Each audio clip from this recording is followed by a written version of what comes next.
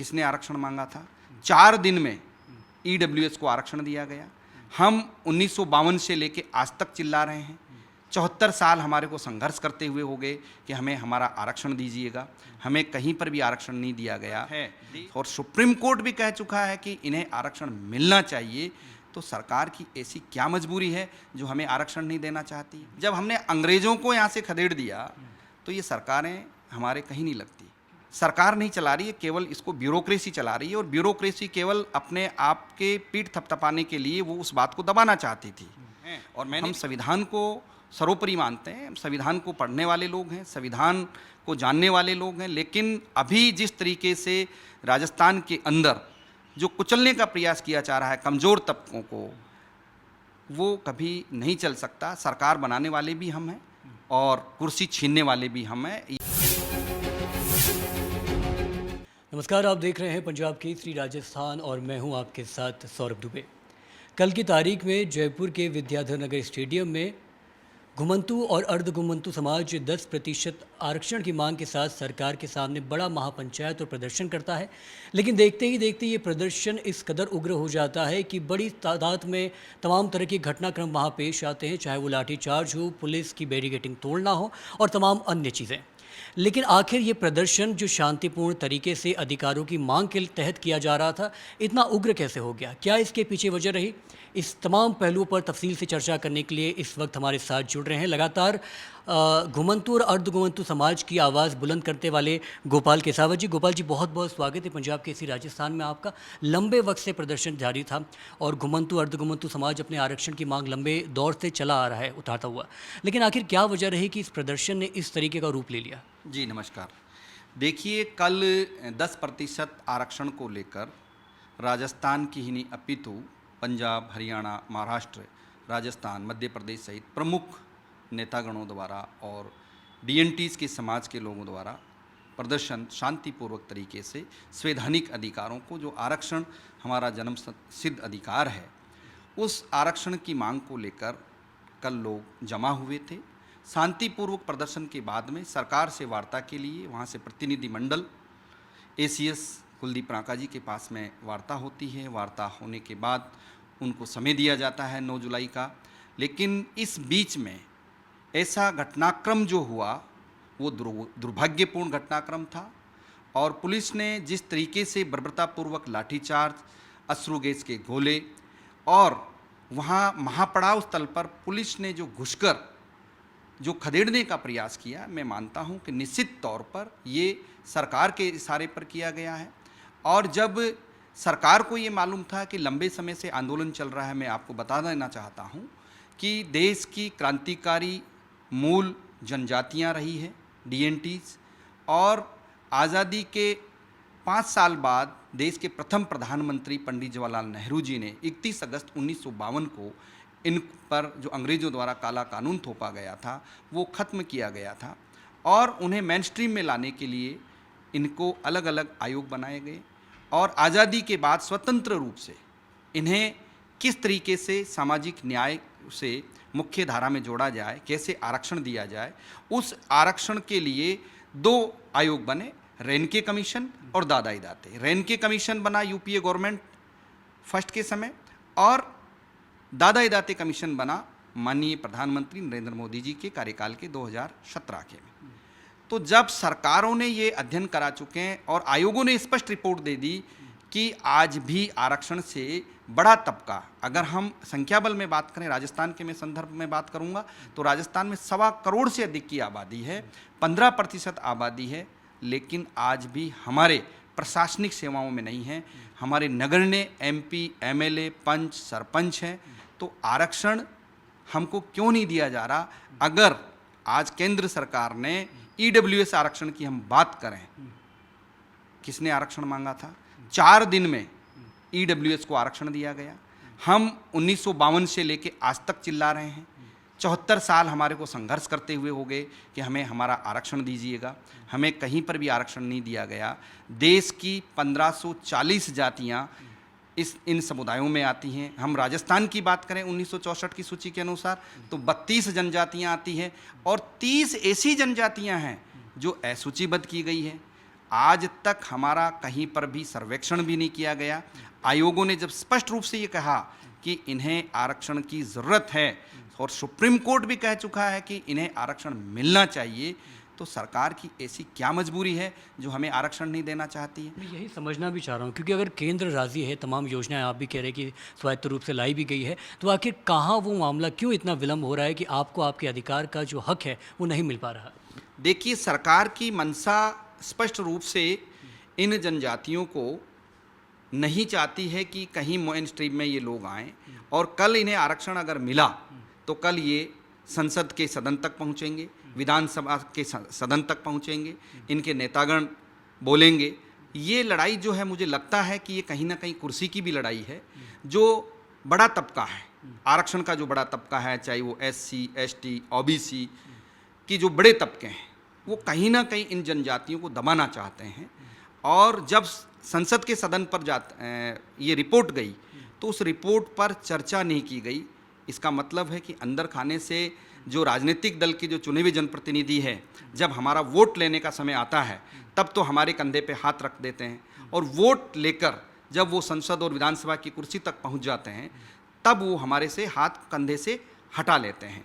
और जब ये कल की घटना हुई है तो सभी लोग, राजनीतिक दल अपना अपना मतलब सहानुभूति दे रहे हैं।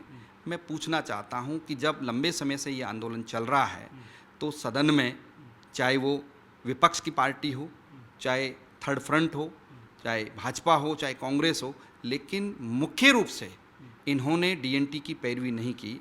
लेकिन DNT वो जनजातियां हैं, मैं आपको इतिहास के पन्नों में ले जाना चाहता हूं कि हमारे पूर्वजों ने देश आज़ादी में बलिदान दिए हैं, शहादत दी हैं, और इसके प्रमाण अंडमान निकोबार की जेल की सेल्यूलर जेल में अगर आप देखेंगे तो उनकी दीवारों पर हमारे पूर्वजों के आज भी शिलालेखों में नाम लिखे गए हैं, उनके फ़ोटो लगे हुए हैं। और क्रांतिकारी सुल्ताना जी से उमा नायक जी, हड़मल जी रेवारी जैसे महान ऐसे नायक हुए हमारे, जिन्होंने अंग्रेज़ों को भी नाकों चने चबाएँ। ये तो ट्रेलर है कल का, मैं आपको बता देना चाहता हूँ, ये कल का ट्रेलर है, पिक्चर अभी बाकी है। और ये देशव्यापी आंदोलन होगा। हम सरकार से ये कहना चाहते हैं, हम बहुत ही अनुशासन की जनजातियां हैं, हम उग्र रूप धारण करना अच्छी तरह से जानते हैं, हमारे DNA में है। जब हमने अंग्रेज़ों को यहाँ से खदेड़ दिया तो ये सरकारें हमारे कहीं नहीं लगती। क्योंकि आप उग्र का जिक्र कर रहे हैं, अगर मैं एक बार फिर जयपुर के कल के प्रदर्शन पर लौटूं तो पुलिस का ये स्पष्ट और जाहिर रूप से कहना है कि क्योंकि आप के वहाँ जो लोग मौजूद थे उनके द्वारा वो उग्र रवैया अपनाया गया, पुलिस बैरिकेडिंग को तोड़ने का प्रयास किया गया, सुरक्षा घेरे को तोड़ने का प्रयास किया, इसकी वजह से लाठीचार्ज करनी पड़ी, इसकी वजह से तमाम जो पुलिस कार्रवाई है, पुलिसिया कार्रवाई है, वो करना पड़ा। तो कहीं ना कहीं आपको लगता है कि अगर आप प्रदर्शन कर भी रहे हैं तो उसका एक नियंत्रण, एक सीमित दायरे में होना चाहिए था? देखिए, उग्र प्रदर्शन जब प्रशासन ने 4 बजे तक की अनुमति दी और जब शांतिपूर्वक प्रदर्शन चल रहा था, महापड़ाव चल रहा था, तो पीछे की तरफ से आंसू गैस के गोले कैसे आए? हमारे पास में वीडियोज़ हैं, फुटेज में आपको दिखा सकता हूं, अगर आप चाहें तो मैं दिखा सकता हूं। वो फुटेज मेरे पास में हैं। तो पीछे से आंसू गैस के गोले आ रहे हैं और पुलिस जब एंट्री गेट से घुस रही है तो भीड़ तो वहीं थी। तो इसका मतलब ये है कि सरकार के इशारे पर पुलिस प्रशासन उसको दमनकारी नीति से, जिस तरीके से हमारे को अंग्रेज़ों ने दबाया, उसी तरीके से क्या हमारे आंदोलन को वही नीति, वही कार्यशैली, वही उसी तरीके से दबाना चाहते थे कि इनको केवल मात्र उकसा दो और ये कह दें कि ये उग्र प्रदर्शन कर रहे थे, बैरिकेड्स तोड़ने की कोशिश कर रहे थे। हम चाहते हैं कि इस पूरे घटनाक्रम की उच्च स्तरीय कमेटी, हाई पावर कमेटी सरकार बनाए और उसकी जांच कराएं कि अगर असामाजिक तत्वों ने अगर पथराव किया है तो वो भी फुटेज में आ जाएंगे कि वो असामाजिक तत्व किसने भेजे थे, कौन लोग थे। आज तक का, आज मेरा बड़ा अनुभव है कि आज़ादी के बाद से लंबे रूप से घुमंतु जनजातियों की आवाज़ उठाता आया हूँ। पूर्ववर्ती सरकार में मुझे मंत्री भी बनाया है और आंदोलन मैंने भी किए हैं और सरकारों से भी मेरी वार्ता रही है। और मेरे समाज के लोग इतने भोले हैं, भोले समाज हैं, अगर उनको ये कह दें कि आप यहाँ बैठ जाएं, वो लोग बैठ जाएंगे। लेकिन कभी भी आज तक का इतिहास, हम ना सड़क जाम करते हैं, ना रेल की पटरी रोकी, हम संवैधानिक तरीके से, लोकतांत्रिक प्रणाली से। लेकिन मैं फिर कह रहा हूँ कि कल के घटनाक्रम की जो हुआ वो दुर्भाग्यपूर्ण है और इस पूरे मामले की पूरी जांच होनी चाहिए। और हमारे समाज को, डीएनटी को अगर बदनाम करने की कोशिश की जा रही है कि उग्र प्रदर्शन कर रहे थे साहब, ये आपराधिक छवि के लोग थे साहब। लेकिन कल मुख्यमंत्री आवास पे कूच करने का भी प्रयास आप लोगों द्वारा किया गया था। देखिए, मुख्यमंत्री जी के आवास की तरफ कूच करना स्वाभाविक, जब समाज की जाजम महापंचायत हो रही है और सरकार जब लंबे समय से, आज जब बोल रहा हूँ कि 74 साल से हम ये लंबी मांग उठाते आ रहे हैं, 2 साल से अधिक समय अनवरत रूप से ये आंदोलन चल रहा है, तो माननीय मुख्यमंत्री जी का या तो इंटेलिजेंसी जो सिस्टम है वो फेल्योर है कि जनता का आक्रोश वो मुख्यमंत्री तक नहीं पहुंचा पा रहे हैं, और या फिर जनता की बात को प्रशासन दबाना चाह रहा है। और मैं मानता हूं कि अभी राजस्थान की सरकार को, सरकार नहीं चला रही है, केवल इसको ब्यूरोक्रेसी चला रही है, और ब्यूरोक्रेसी केवल अपने आप के पीठ थपथपाने के लिए वो उस बात को दबाना चाहती थी। और मैंने भी चिट्ठी लिखी है मुख्यमंत्री जी को, और हमने 11 फरवरी 2026 को शहीद स्मारक के ऊपर जब धरना दिया, हमने भी चेतावनी दी थी। और अब पुनः अगर ये आंदोलन, हमारा जो गिरफ्तारियां हुई है, ये न्यायोचित नहीं है और इनको तुरंत रिहा किया जाए। और अगर सरकार ने बात नहीं मानी तो 31 अगस्त जो हमारा स्वाभिमान मुक्ति दिवस है, इसको हम जयपुर में महासंक्रांत करेंगे और हज़ारों लाखों की संख्या में महापड़ाव डालेंगे, इसमें कोई शक नहीं है। लोकतांत्रिक अधिकार हमारे हैं, हम संविधान को सर्वोपरि मानते हैं, संविधान को पढ़ने वाले लोग हैं, संविधान को जानने वाले लोग हैं, लेकिन अभी जिस तरीके से राजस्थान के अंदर जो कुचलने का प्रयास किया जा रहा है कमज़ोर तबकों को, वो कभी नहीं चल सकता। सरकार बनाने वाले भी हम हैं और कुर्सी छीनने वाले भी हम हैं। ये चाहे किसी भी एजेंसी से भाजपा सरकार सर्वे करवा लें कि राजस्थान के अंदर और देश के अंदर, देश की बात अगर मैं करूं तो लगभग 20 करोड़ से ऊपर की आबादी डीएनटी समुदाय की है, जो संसद तक हम भेजते हैं। यही वोट का खेल है, इसी वजह से इस आरक्षण में देरी हो रही है, लेकिन आरक्षण हम लेके रहेंगे। आज नहीं, कल नहीं, परसों सरकार को झुकना पड़ेगा। आपने जाहिर रूप से सरकार के सामने क्या कुछ मांगे आपने पेश कर दी है, लेकिन आखिरी सवाल मेरा ये है कि आप अपने समाज के लोगों को, उन व्यक्तियों को क्या कुछ संदेश देना चाहेंगे?